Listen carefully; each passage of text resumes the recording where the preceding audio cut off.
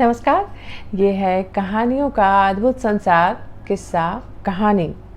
किस्सा कहानी में आज मैं हूँ भारती कुमारी।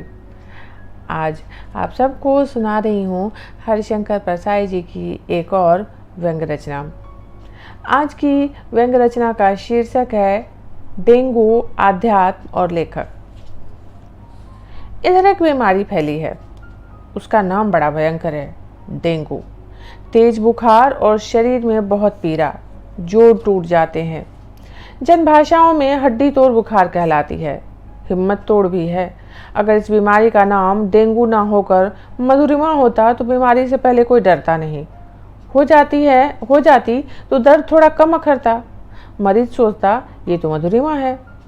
तपेदिक का नाम राजयक्षमा कितना अच्छा है। और कोरोनरी थ्रोम्बोसिस तो रोगी समझ ही नहीं पाता, जरा देर में खटिया खड़ी होने वाली है। रोग कितना भी बुरा हो, नाम अच्छा होना चाहिए। अमेरिकी शासक हमले को सभ्यता का प्रसार कहते हैं तो वो इतने बुरे नहीं लगते। बम बरसते हैं तो मरने वाले सोचते हैं कि सभ्यता बरस रही है। चीनी नेता लड़कों के हुल्लड़ को सांस्कृतिक क्रांति कहते हैं तो पिटने वाला नागरिक सोचता है कि मैं तो सुसंस्कृत हो रहा हूँ। सांस्कृतिक क्रांति वाले सुंदर बाल वाले नागरिक के पास की नाई की दुकान में घसीट कर उसका सिर घुटवा देते हैं। बाल संवारना बुर्जुआ प्रवृत्ति है ना। घुटे सिर पर जब नागरिक हाथ फेरता होगा तो कहता होगा, वाह, सिर पर सांस्कृतिक क्रांति हो गई है, धन्य है नाई का क्रांतिकारी उस तरह। ये सांस्कृतिक क्रांति और आगे बढ़ी तो कभी आदमी की तरह रहना भी बुर्जुआ प्रवृत्ति घोषित हो जाएगा। तब किस जानवर की तरह जीना क्रांतिकारी कहलाएगा। अभी मालूम हो जाए तो शुरू कर दिया जाए। हाँ, तो कह रहा था कि रोग कितना भी बुरा हो, उसकी कठोरता कम करने के लिए कम से कम हम इतना तो कर ही सकते हैं कि उसका मीठा सा नाम रख दें। आश्रम के नाम से चकलाघर चले तो भला ही लगता है। नैतिक सुधार के नाम से अगर लड़कियां भगाई जाए तो किसी को ऐतराज नहीं होगा। तो डेंगू का नाम मधुरिमा होता तो मेरा ये दोस्त घबरा कर ना कहता, अरे यार हमें भी डेंगू हो गया। दृश्य दूसरा होता। मैं पूछता, क्यों, बिस्तर पर क्यों पड़े हो? वो मुस्कुरा कर कहता, थोड़ी मधुरिमा है, मीठा मीठा दर्द हो रहा है। मगर नाम के डर के कारण वो 101 डिग्री बुखार में ही आध्यात्मिक ज्ञान बड़बड़ा रहा था। यूं बिना बुखार के वो द्वंद्वात्मक भौतिकवाद की बात करता रहता है। बुखार में वो जीव, ब्रह्म और माया की बात कर रहा था। संसार अपार है, शरीर नाशवान है, आत्मा अमर है, ब्रह्म ही सत्य है। मैंने कहा, यार तू बड़ा ही भाग्यवान है। ऋषि मुनि जिंदगी भर तपस्या करते थे, तब उन्हें आध्यात्म बोध होता था। और बाधाएं कितनी थी, अप्सरा की, दूसरे ऋषि से ईर्ष्या की। मगर तुझे सिर्फ 101 डिग्री बुखार में ही आध्यात्म बोध हो गया। क्या डेंगू आध्यात्मिक बीमारी है? तपस्या और बुखार में क्या कोई फर्क नहीं है? क्या आध्यात्म एक तरह का डिलीरियम है? अगर है तो इस वक्त शहर में हजारों ज्ञानी हैं, वो डेंगू के बुखार के जरिए आध्यात्मिक भूमिका में पहुंच गए हैं।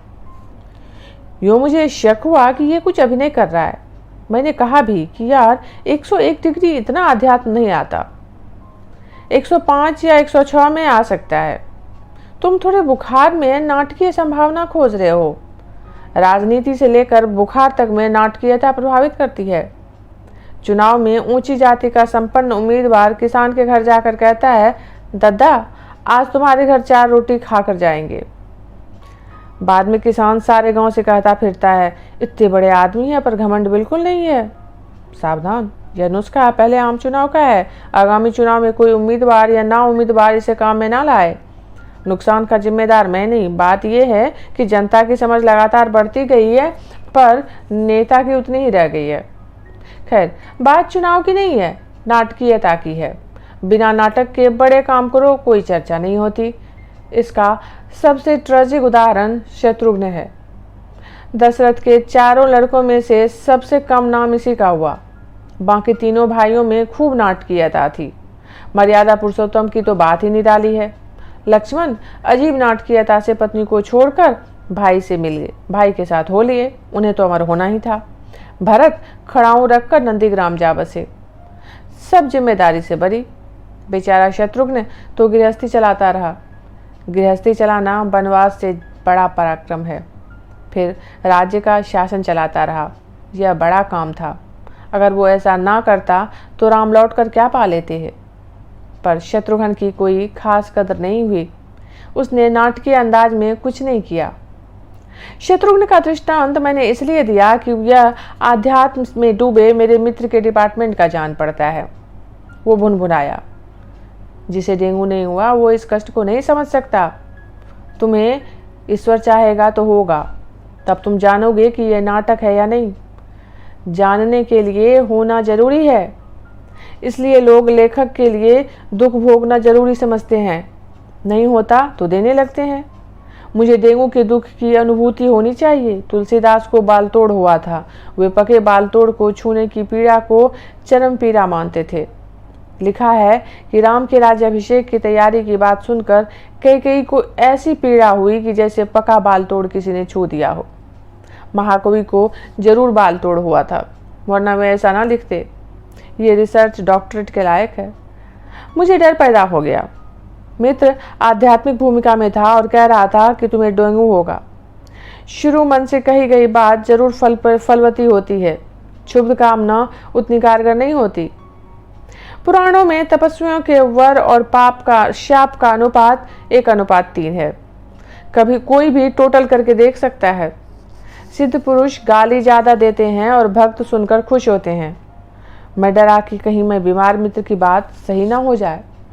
डर मेरे चारों तरफ है। शहर की आबादी का लगभग 1/3 हिस्सा हमेशा बिस्तर में पड़ा रहता है। कंपाउंडरों को डॉक्टर का दर्जा मिल चुका है। जिन डॉक्टरों के पास कोई टिंचर लगवाने भी नहीं जाता था, उनके दिए हुए एंटीबायोटिक्स लोग खा रहे हैं। कहते हैं डेंगू अपनी मौलिक बीमारी नहीं है, बाहर से आई है। फ्लू भी सुना है कि जापान से आया है। अब सांस्कृतिक आदान प्रदान की संधियां होती है, मगर रोग आ जाते हैं। बीमारियां अंतर्राष्ट्रीय हो गई। हम बाहर की बीमारी ग्रहण करने के लिए बहुत तत्पर रहते हैं। हमने अपनी कोई बीमारी किसी को दी हो, मैं नहीं जानता।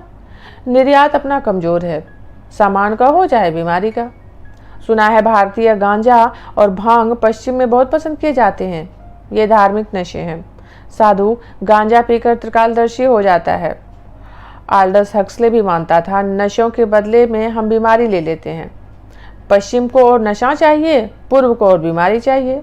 ज्यों ज्यों पश्चिम का नशा बढ़ता जाता है, त्यों त्यों इधर बीमारी भी बढ़ती जाती है। अपनी अर्थव्यवस्था को डेंगू हो चुका है। लेटती है तो उठा नहीं जाता, बिठा दो तो लुढ़क जाती है। पूछता हूँ, माताजी ये क्या हो गया? कहती है, बेटा डेंगू हो गया, बाहर से इन्फेक्शन आया था। मेरे बेटे रुपये को भी डेंगू हो गया था, कितना दुबला हो गया बेचारा। ये इन्फेक्शन कौन फैलाता है? कहते हैं आमतौर पर मच्छर इसे फैलाते हैं। मच्छरों को बीमारी ढोने के सिवा कोई काम नहीं। शेर, हाथी या बैल इन्फेक्शन नहीं ढोते। मच्छरों से सावधान रहना चाहिए। ये सब अंतर्राष्ट्रीय संपर्क वाले हो गए हैं। जो बीमारी की जगहें हैं वहाँ अपने यहाँ से मच्छरों को जाने नहीं देना चाहिए। वे बीमारी लेकर आएंगे। भारत सरकार को इसका विशेष ध्यान रखना चाहिए। बीमारी देने वाले देश को अपने यहाँ से मच्छर न भेजा करें। पहले की असावधानी का नतीजा भुगत रहे हैं। डेंगू लग गया है अर्थव्यवस्था को। बीमारियां असहनशील हो गई हैं। वे अपना मजाक और आलोचना बर्दाश्त नहीं करती। मैं डेंगू के संबंध में मजाक कर रहा था, उसने बदला ले लिया, मुझे दबोच लिया। मेरा डर बढ़ गया है। बीमारियां बदले पर उतर आई हैं। मैंने कई बीमारियों को नाराज किया है। अगर वे सब सामाजिक, राजनीतिक, धार्मिक बीमारियां जिनका मैंने उपहास किया बदला लेने लगी तो लेखक का क्या होगा? क्या बीमारियों से समझौता कर लूं? कह दूं कि तुम सब खूब फैलो, तुम्हारी जय हो, बस मुझे बजाती जाओ। ये व्यंग इतना ही। अभी आप सुन रहे थे भारती कुमारी की आवाज में हरिशंकर परसाई की एक व्यंग रचना डेंगू, आध्यात्म और लेखक। फिर से मिलती हूँ एक नई व्यंग रचना के साथ। तब तक आप जुड़े रहिए किस्सा कहानी से।